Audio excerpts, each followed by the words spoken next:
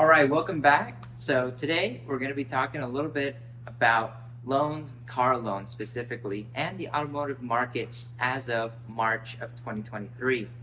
All right, so first we're going to start with how to get a car loan, how to finance your car through a credit union, through a bank, through a dealer, even seller financing.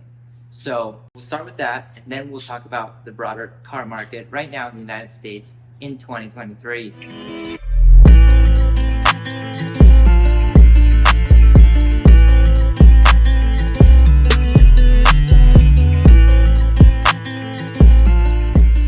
First, your options for financing a car.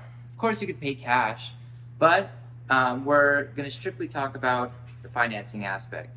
So first, you could go with a loan from a bank or a credit union. These are typically, obviously, the safest option. If you have a relationship with your local credit union, you'll typically get the best rate there because they know you better. On a more personal basis, this does sometimes factor in. If you have been doing business with this local credit union for decades or years even, or if your family has a relationship with them, either doing business, having a business account, or just a personal account with them for many years, typically you can get a few basis points off of your loan. What does it mean to go and get a loan for your car? Well, how does this work? So recently we got a Tesla Model 3. And how did we go about doing this? Of course, this was back in June. I might put some videos up on the channel about the process and how you go about getting a Tesla versus a normal car. But in essence, I did not do financing through Tesla. We did financing through a local credit union. And through them, we were able to get more favorable rates and terms. So it's not just about the rate you get. Let's say today you could get a 5.59% rate, but you'd have to put down 10%. Whereas at a credit union, perhaps it might give you the same rate, but you don't have to put anything down. And depending on your financial situation, it might be more beneficial to go with putting zero down and keeping that cash liquid for other assets, such as putting that into stocks or investing that somewhere else. So, of course, all of this is with the premise that you can, of course, afford the car. There are certain financial rules that some people like to go by, but I think my personal rule is if you can buy it 3-4 times your current salary or whatever you make per year, depending on what you do, is what my personal rule is. Some people say I need to be able to buy it 10 times cash. Others have a more rigid rule, like the 20-40-10 rule, where the car should be like 10% of your monthly income, and then you do it for like a 60-month term loan, and then putting like 20% down, or a 40-month loan. So back to getting that actual loan from the credit union or from the bank. Once you know which car you want to purchase, you will then go to the bank or to the credit union, give them your information. They will run your credit score and get your credit history, of course. So you want to have a good credit score. The higher your credit score, the more favorable the terms and the rates will be. Typically, exceptional credit is anything over like 750, 760. Good or great credit is anything over like 720, 710. And then like okay credit is anything above like 680, 690. And then below that, they would consider like subprime. So typically your rates and your terms will not be as good. So definitely first work on improving your credit score, like we've spoken about in some other videos. You can do this by, one, not opening a bunch of credit cards right before buying a car. So balancing the credit card game with your long-term or larger purchases, like long-term goals and larger purchases. So if you're going to go buy a house or buy a car, maybe don't open a few credit cards right before, or hold off on opening that card until after. Definitely give yourself 3-6 months before. You will typically get asked for the VIN number, which is the somewhat serial number of the vehicle. This will be an identifier of the car. Each vehicle around the world has just one VIN. And then based on that, they will also, look at what you can afford, what these cars are going for, and they definitely have some back end information that they will use to either approve or deny you. But of course, if you're sticking to a very financially responsible amount, then you should typically be okay and you'll get approved, of course having good credit. And so now, what are the other options? We've talked about banks, we've talked about credit unions. You're going to talk about now the dealer financing. So this one is tricky because oftentimes, let's say you go to your local GM, Toyota, Honda, they will say, oh, how much can you pay per month? And that's the first mistake. I would always negotiate the car first based on cash. So as if you wanted to pay for it outright. And then definitely go in there with a lot of research and understanding what comparable cars are going for in your market or around the country. Common issues if this is a used car, things to look for, of course. But these are things that we could maybe go into more detail in other videos. But what I would say, find the car that you want, negotiate it down with the assumption of paying for it in cash. And then once it comes down to it and you want to get the financing for it, hopefully you've done some other comps. I will say there is this somewhat unknown trick is when you're applying for car loans, typically if you apply for a lot of car loans in a short period of time, I think it's less than 10 days, you will not get a bunch of different inquiries stacked up on your credit score. They'll all count as one. So definitely shop around for the best rate, for the best terms before even stepping into that dealership, so you know what your options are. So going back to why negotiate it as cash. So a lot of dealerships and car makers now will make a lot of money from the financing side. They might sell you the car based on a $500 payment because that's what you've said you can pay, which you shouldn't. But let's say you did.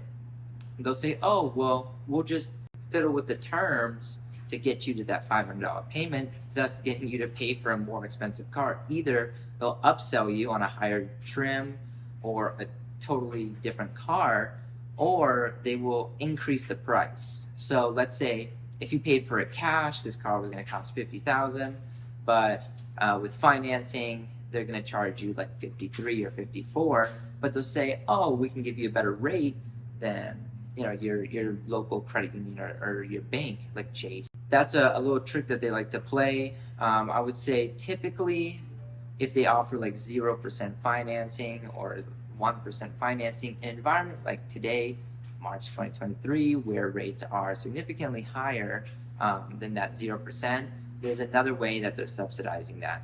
I try to stay away from the dealer financing. Of course, run the numbers if once you get down to it and you negotiated cash and then you ask, can you get the financing 0%, then maybe something can get worked out. Because of course, let's say you're trying to buy a car right now in March 2023, rates are 5.6% or higher, and they're offering you 0%, and you've already negotiated it with the preconception that you're paying cash, and now they're going to give you the 0%. Of course, you're going to save a lot of money. So every situation will differ. And don't be afraid to walk away from the deal. There are tons of cars. A lot of people will try to tell you that there are not, that there's still a shortage. But in reality, cars are getting produced again. Of course, not at the same numbers as pre-pandemic, but definitely there's not as much of a shortage. Just drive around to the dealerships and you'll see. Of course, this is all under the notion that you're buying a brand new car. Buying a used car is an entirely different thing. And I would usually almost always suggest buying a used car, be it a car that's maybe only a couple years old, 1 or 2 years old. You'll save a ton of money on depreciation, or even a little bit older than that. We've had a lot of cars that are a 1997 4Runner, a 2007 Lexus, and they're great cars, and you've already bottomed out on that depreciation, and so you're not really going to lose any money driving that car for a couple years, even if you sold it 3 years, 2 years down the line. We've talked a little bit about the financing aspect from banks, credit unions, and from the dealer. But what about seller financing? So this would go in a case where you're buying a car used from a private party. So of course you need to negotiate the price correctly, but you want to understand what are the terms that they might be offering you. And so this could be you directly paying that person over time for the vehicle. Definitely an alternative route to the established way of buying a vehicle, which would be the ones we've spoken of already, but it's another option, but not one that I would commonly take. It's definitely a last resort. So, putting aside the conversation about financing a vehicle, there's a debate: finance or purchase. I mean, even people who have tons of disposable income will still finance a vehicle. This comes down to the value of money now versus the value of money in the future. Particularly, this is important to us now with inflation going up for the last couple of years. Well, I would say year or two, and how you can see the value of each dollar go down, the purchasing power of each dollar. And so the value of that dollar today is much more than it is in the future. And so you might see someone who's going to go buy a Rolls Royce or a Lamborghini or whatever it might be, of course, understanding the depreciation curve on that, but saying, okay, well, the money I have today might be more valuable than it is 4 years down the line, because that money can be invested in an actual asset, be it real estate or stocks, bonds, etc., or even in a high yield savings account. So definitely that's another piece of the puzzle when you're buying a car. So what about the car market today, March 2023?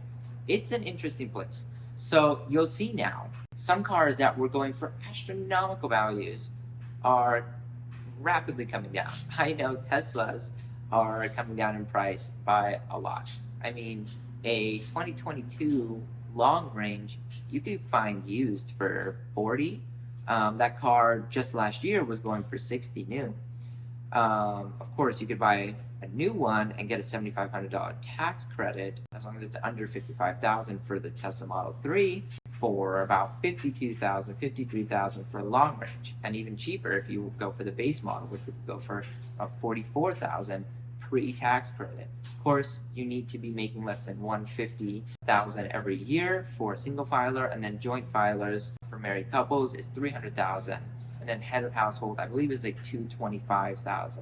So as long as you're underneath all of those thresholds, you qualify for the $7,500 tax credit. This doesn't just go for Teslas, but it goes for numerous other EVs that, as of now, just have to be built in America or assembled in America. Majority assembled in America.